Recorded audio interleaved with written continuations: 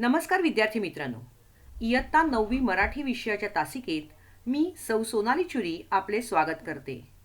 पाठ 6वा ऑलिम्पिक वर्तुळाचा गोफ या पाठाच्या 3ऱ्या भागात आपले स्वागत आहे.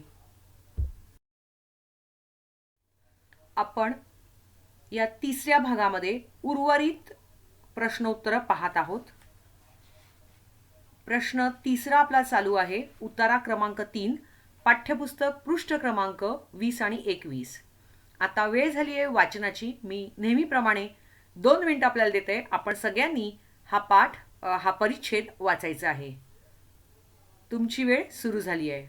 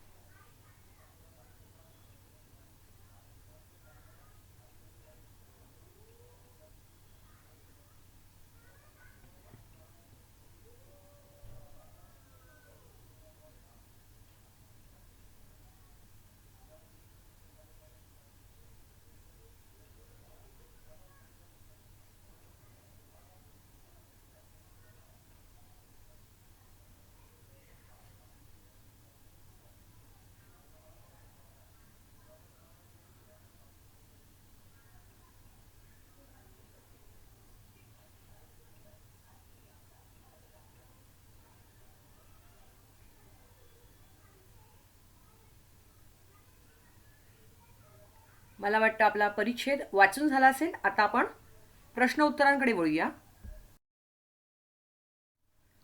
प्रश्न 3रा, पुढील उतार्याच्या आधारे दिलेल्या सूचनेनुसार कृती करा. कृती 1, आकलन कृती.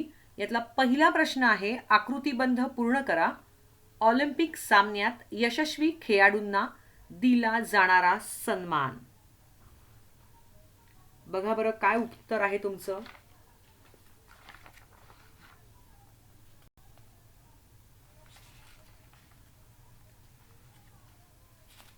मिळालं उत्तर.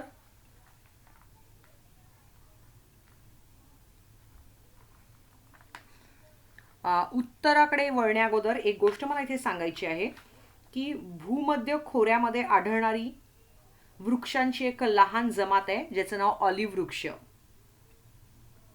त्या ऑलिव्हच्या फळांपासून मिळणाऱ्या ऑलिव्ह तेलासाठी हे वृक्ष प्रसिद्ध आहे आणि या महत्त्वपूर्ण झाडाची फांदी त्यांचा हार बनवत असत आणि ती खेळाडूंना घालत असत. बरोबर. उत्तर आहे तुमचं पहिलं, यशस्वी होणाऱ्या खेळाडूंचा ऑलिव्ह वृक्षाच्या फांदीची माळ घालून गौरव करण्यात येत असे. त्यानंतर दुसरं उत्तर आहे त्यातलंच, यशस्वी स्पर्धकाचे प्रचंड स्वागत करत या सामन्यातील खेळाडूंना राष्ट्रीय सणसमारंभाच्या वेळी मानाचे स्थान मिळत असे. कारण ही ऑलिम्पिक ही पूर्ण देशाची आहे आणि त्यामुळे यथोचित सन्मान त्यांचा केला जातो. उत्तर तसंच्या तसं परिच्छेदामध्ये आहे. जाऊया आता पुढच्या स्लाइडवर. पुढचा प्रश्न आहे दुसरा, सहसंबंध लिहा. त्यातला पहिला आहे विशाल मैदान. मैदान कसं आहे तर विशाल आहे. आता असंख्य, असंख्य काय आहे. वरून दुसऱ्या ओळीवर उत्तर आहे असंख्य खोल्या. दुसऱ्या प्रश्नाकडे जाऊया आपण. पूर्व म्हणजे इसवी सन पूर्व 776 सामने सुरू झाले तर इसवी सन पूर्व 394 काय झालं.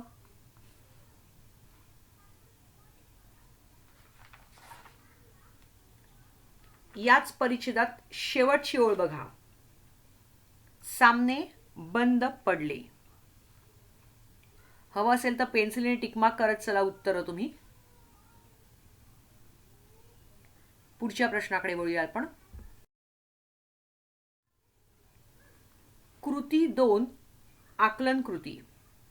योग्य पर्याय निवडून विधान पूर्ण करा. विधान दिलेलं आहे, इसवी सन पूर्वी 394 मध्ये ऑलिम्पिक सामने बंद पडले. याचं कारण त्यांनी दिलेलं आहे, पुढे ग्रीक सत्तेचा ऱ्हास झाला म्हणजे संपुष्टात आली. ब खेळाडू जखमी होतात. क. जागेअभावी आणि ड. अंतर्गत राजकारणामुळे. ह्यातलं योग्य उत्तर काय आहे? तुम्ही टिक केलंच असेल अर्थात. योग्य उत्तर आहे पुढे ग्रीक सत्तेचा ऱ्हास झाला. ग्रीक सत्ता संपली आणि ऑलिम्पिकचे सामने बंद पडले. मुलांना पुन्हा एकदा सांगते, योग्य पर्याय निवडून विधान पूर्ण करा. हे करताना ते विधान तुम्हाला लिहिणं अत्यावश्यक आहे आणि जे पण तुम्ही कारण निवडून लिहाल या 4 पर्यायांपैकी त्याला अंडरलाईन करायची आहे. ठीक. आता आपण पुढच्या प्रश्नाकडे वळूया. आकृतिबंध पूर्ण करा. ऑलिम्पिक विलेजची वैशिष्ट्ये. आता वैशिष्ट्य काय आहे?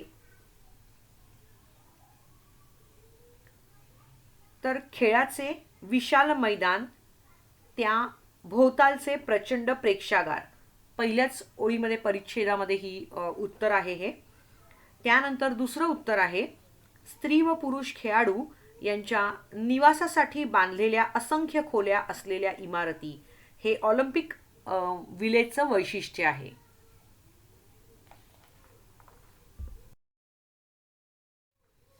आता वेळ आहे स्वमताची. कृती 3 स्वमत. आणि प्रश्न दिलेला आहे ऑलिम्पिकमध्ये यशस्वी झालेल्या भारतीय खेळाडूंचा आपल्या देशात कशा प्रकारे सन्मान केला जातो यावर थोडक्यात तुमचे विचार लिहा. अर्थात तुम्ही व्हिडिओज वगैरे बघत असता ऑलिम्पिकचे, त्यामुळे तुम्ही चांगल्या प्रकारे उत्तरं लिहू शकाल. पण ॲज अ मॉडेल आन्सर म्हणून मी माझं उत्तर सांगते.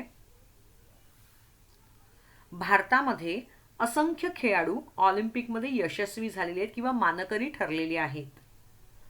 त्यांना कोणतंही पदक मिळालं तरी संपूर्ण देश त्यांचे स्वागत करण्यासाठी सज्ज असतो.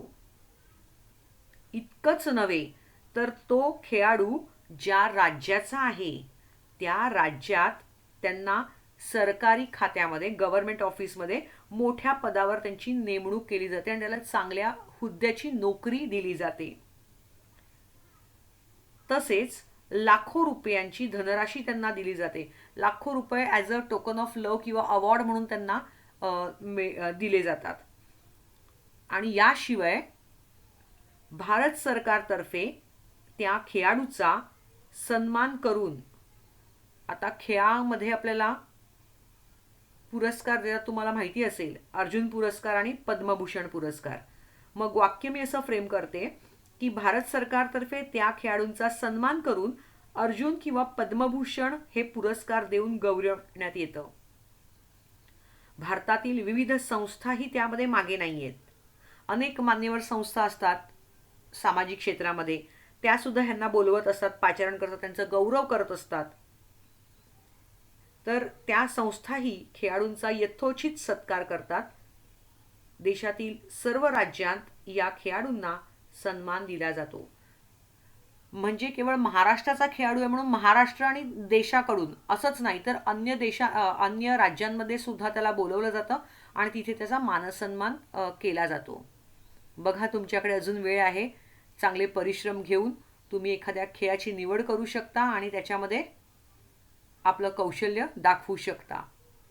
एवढ्या साऱ्या मानांचा म्हणजे एवढी सारी पदकं आणि मानकरी होण्याचा मान तुम्हाला मिळू शकतो. नक्कीच विचार करा या गोष्टीचा. चला तर मग आता आपण पुढच्या कृतीकडे वळूया. उतारा 4, पाठ्यपुस्तक पृष्ठ क्रमांक 21. तुमची वेळ झालेली आहे. 2 मिनिटं देते.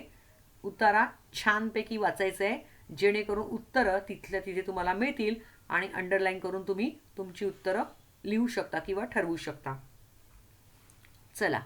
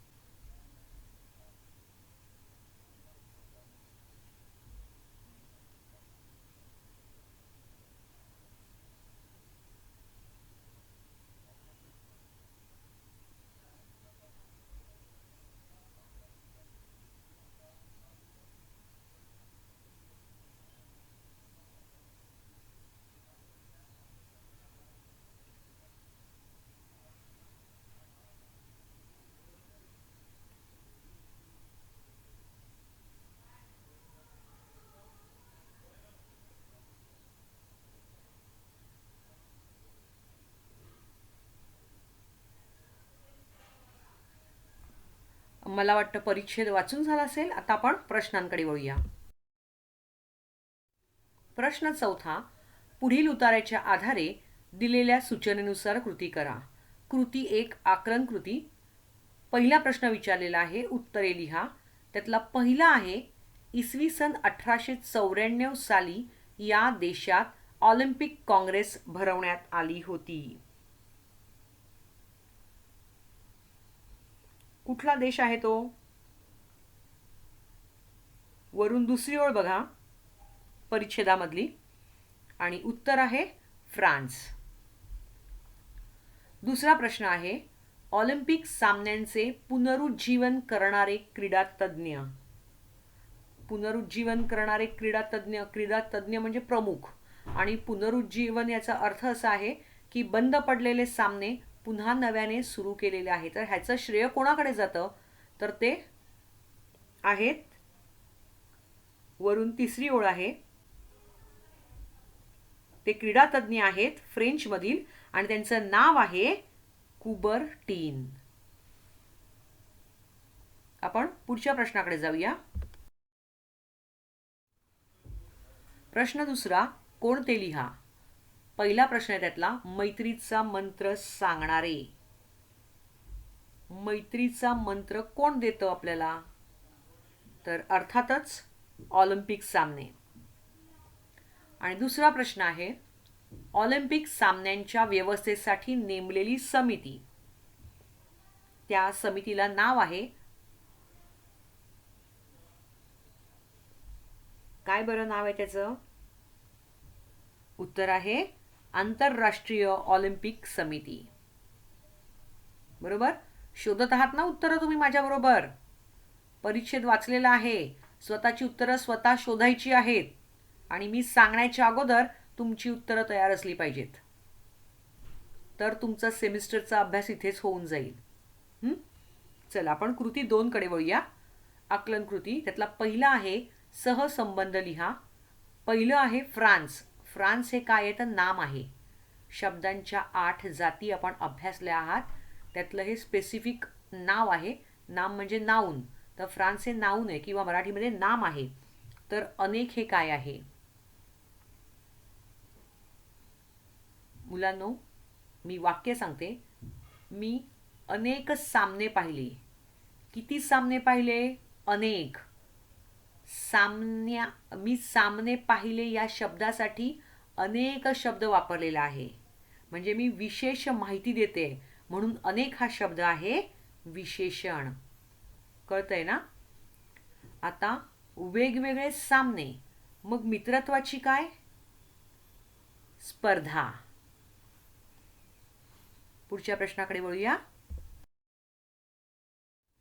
दुसरा प्रश्न आहे, कंसातील योग्य पर्याय निवडून रिकाम्या जागा भरा.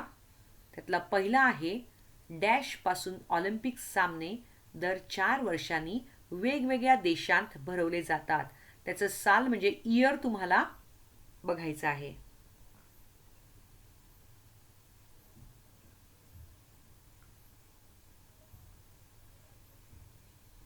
त्याचं उत्तर आहे 1986. 1986. तिसरी रिकामी जागा. आता दुसऱ्या प्रश्नाकडे वळूया. डॅश सामन्यांसाठी लागणारा खर्च फारच मोठा असतो. कुठल्या सामन्यांसाठी जास्त खर्च होतो? अंतर्गत, विदेशी, देशी की ऑलिम्पिक? अर्थातच ऑलिम्पिक सामन्यांसाठी. आता आपण वळतोय कृती 3 स्वमताकडे. ऑलिम्पिक खेळांची वैशिष्ट्ये स्पष्ट करा. मुलांनो, अतिशय सोपा प्रश्न आहे, कारण आत्ता आपण जो पाठ अनुभवलाय किंवा वाचलेला आहे, आणि आपण पूर्ण ऑलिम्पिक स्पर्धामयच झालेलो आहोत, त्यामुळे या खेळाची वैशिष्ट्य काय आहे तर ती तुम्हाला नक्कीच सांगता येतील.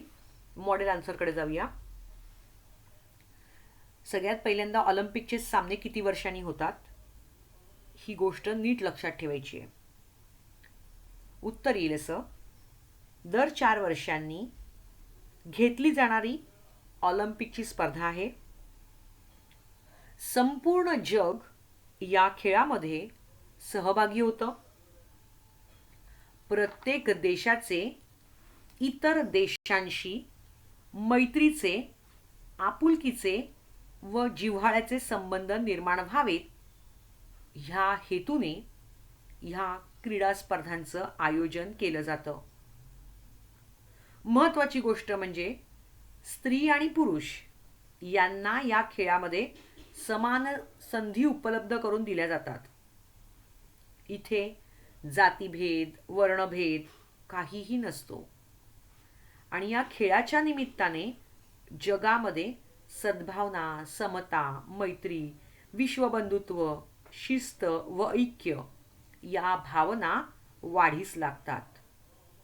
संपूर्ण विश्व हे एक कुटुंब आहे म्हणून एकमेकांशी बंधुभावाने वागलं पाहिजे अशी ही स्पर्धा आपणास प्रेरणा देते.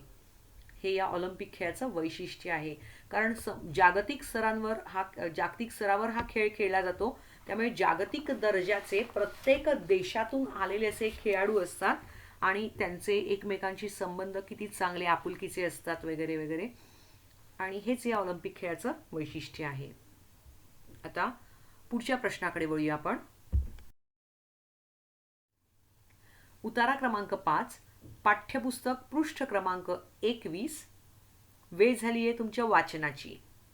चला तर मग.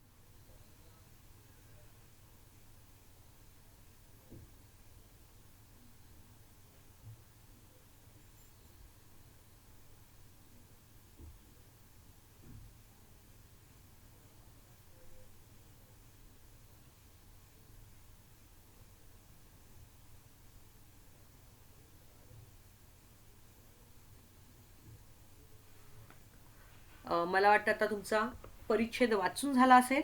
आता आपण प्रश्नांकडे वळतोय. प्रश्न 5. पुढील उतार्याच्या आधारे दिलेल्या सूचनेनुसार कृती करा. कृती 1 आकलन कृती. प्रश्न आहे आकृतिबंध पूर्ण करा. त्यामध्ये प्रश्न विचारलाय उतार्यात आलेले विदेशी खेळाडूंची नावे. ऍक्च्युली आलेल्या हा शब्द योग्य आहे. उतार्यात आलेली विदेशी खेळाडूंची नावे. ठीक आहे, चला.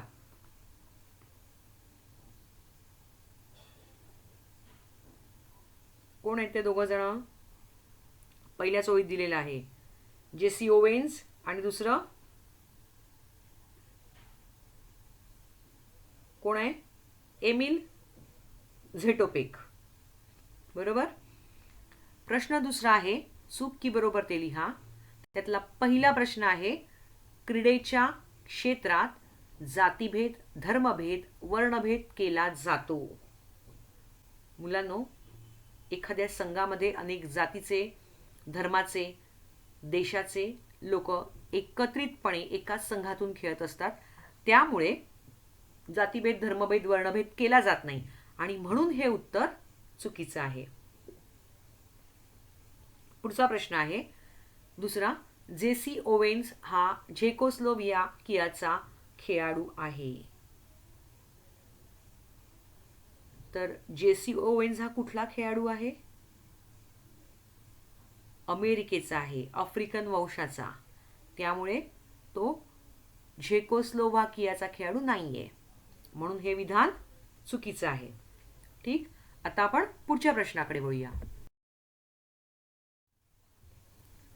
कृती 2 आकलन कृती. त्यातला पहिला प्रश्न आहे योग्य पर्याय निवडून विधान पूर्ण करा. प्रश्न असा दिलेला आहे, क्रीडेच्या क्षेत्रात सर्वांना समान संधी मिळते कारण. आता पर्याय दिलेत 4, त्यांचं मी वाचन करते. जो योग्य पर्याय तुम्हाला वाटेल त्याला टिक करा. अ. क्रीडेच्या क्षेत्रात जातीभेद, धर्मभेद, वर्णभेद होतो.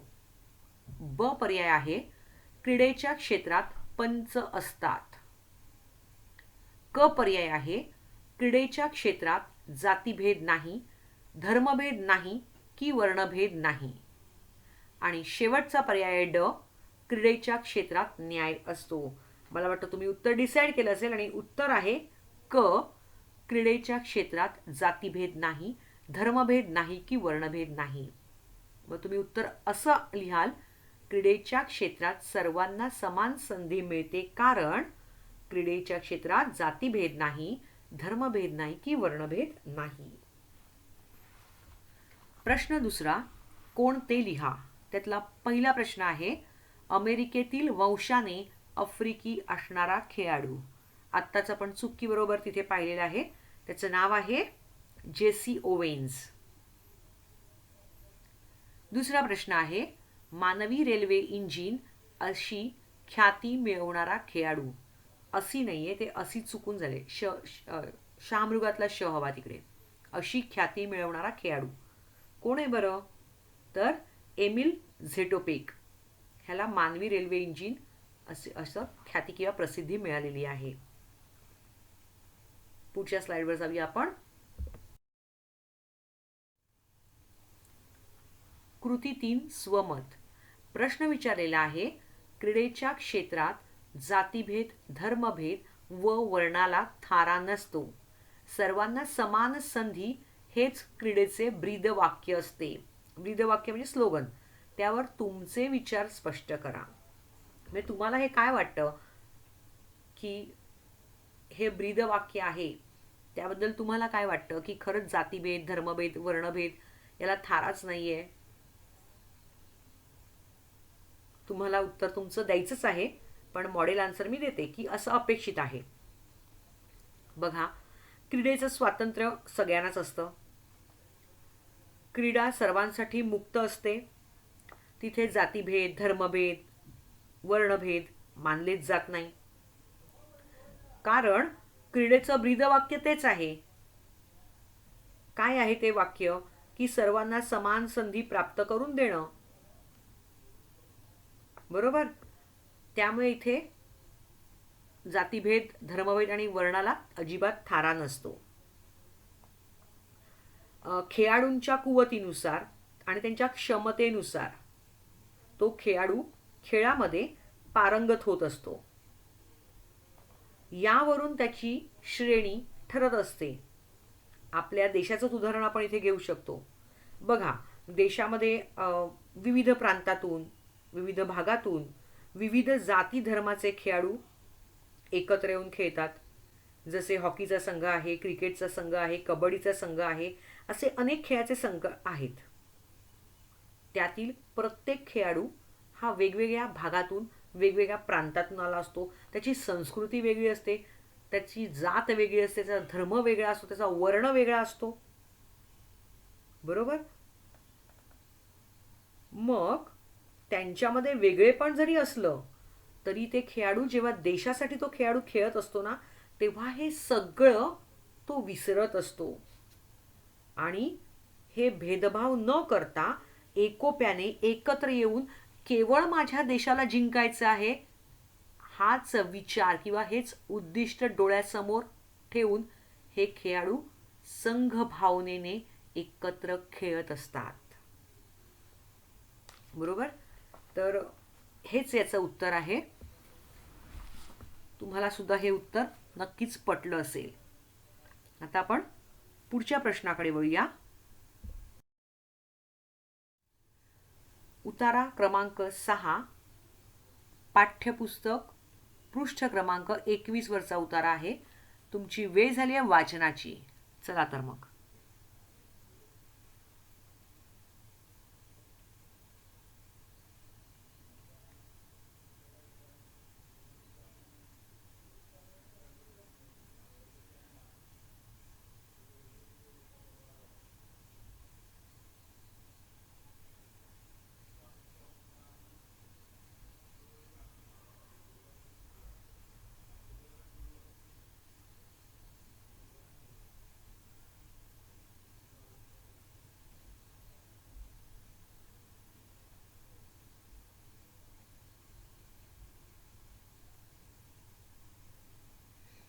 मला वाटतं तुम्ही वाचला असेल पॅसेज.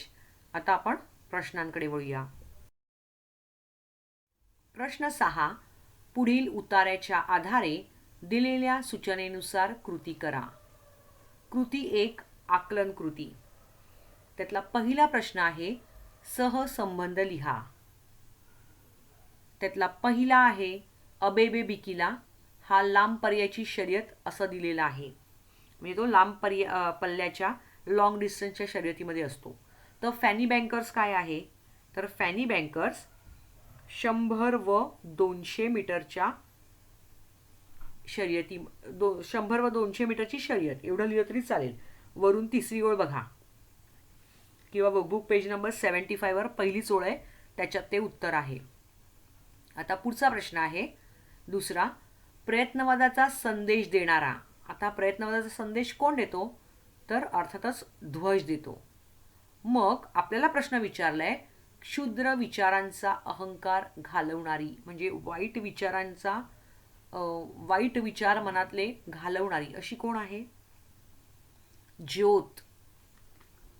जी मशाल आपण प्रज्वलित करतो ती मशाल, पण ती मशाल म्हणजे संपूर्ण, आणि जो दिवा पेटत असतो त्याला ज्योत असं म्हणतात.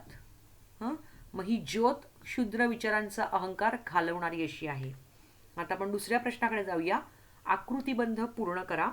प्रश्न विचारला आहे ध्वजावरील 5 वर्तुळे जगाला देत असलेले संदेश. आता कुठले 2 संदेश ही वर्तुळ आपल्याला देतात? एक समतेचा संदेश आणि दुसरा आहे विश्वबंधुत्वाचा संदेश. पुढच्याकडे प्रश्नाकडे वळूया आपण. कृती 2 आकलन कृती. त्यातला पहिला प्रश्न आहे खालील प्रश्नांची उत्तरे एका वाक्यात लिहा. त्यातला पहिला विचारलेला प्रश्न आहे अबेबे बिकिला हा कुठला खेळाडू होता?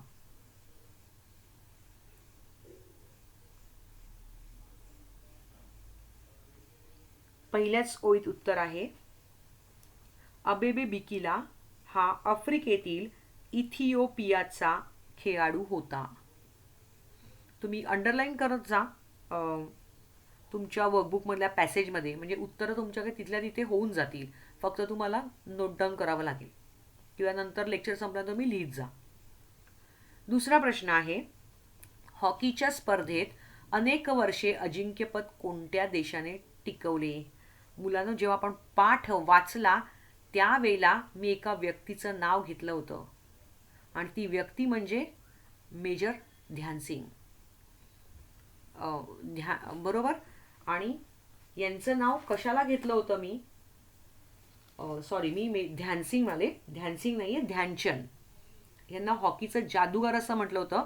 आणि बऱ्याचदा लोकांना असं वाटायचं की त्यांच्या हॉकी स्टिकमध्ये मॅग्नेट घातलेला आहे आणि त्या मॅग्नेटमुळे तो बॉल त्यांच्या त्या स्टिकवरून घसरत नाही, तर त्याला चिकटूनच जातो. तर हे अजिंक्यपद अनेक वर्ष केवळ आणि केवळ या हॉकीच्या जादूगारामुळे भारताकडे येत होतं. आणि उत्तर आहे त्यामुळे हॉकीच्या स्पर्धेत अनेक वर्ष अजिंक्यपद भारत देशाने टिकवलं.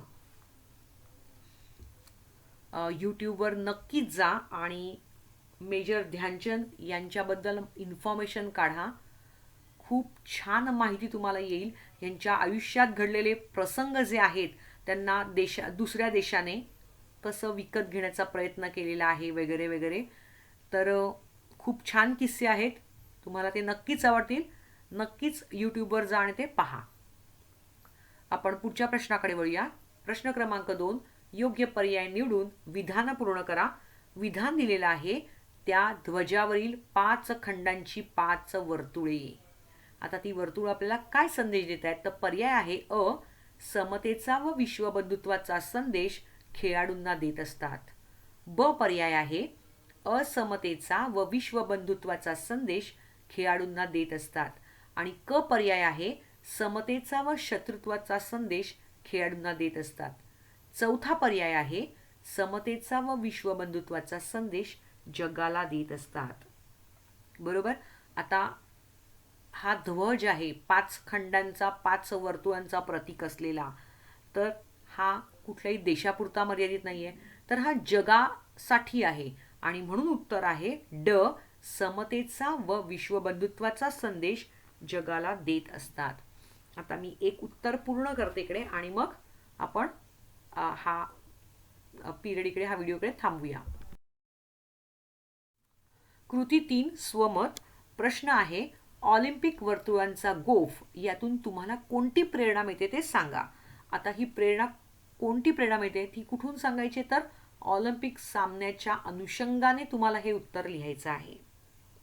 तर उत्तर असं आहे, 5 वर्तुळं एकमेकांमध्ये गुंफून जो गोफ बनलेला आहे त्या गोफाचं चित्र ऑलिम्पिकच्या ध्वजावर रेखाटलेलं आहे किंवा काढलेलं आहे. तर ही 5 वर्तुळं कशाचं प्रतीक आहे, तर ही 5 वर्तुळं जगामध्ये असलेल्या 5 खंडांचं प्रतिनिधित्व करतात. आणि जणू काही हे 5 खंड एकमेकांशी मैत्रीच्या धाग्याने जोडले गेले आहेत. ही ऑलिम्पिकची 5 वर्तुळं आपल्याला समतेचा, ऐक्याचा व विश्वबंधुत्वाचा संदेश देतात.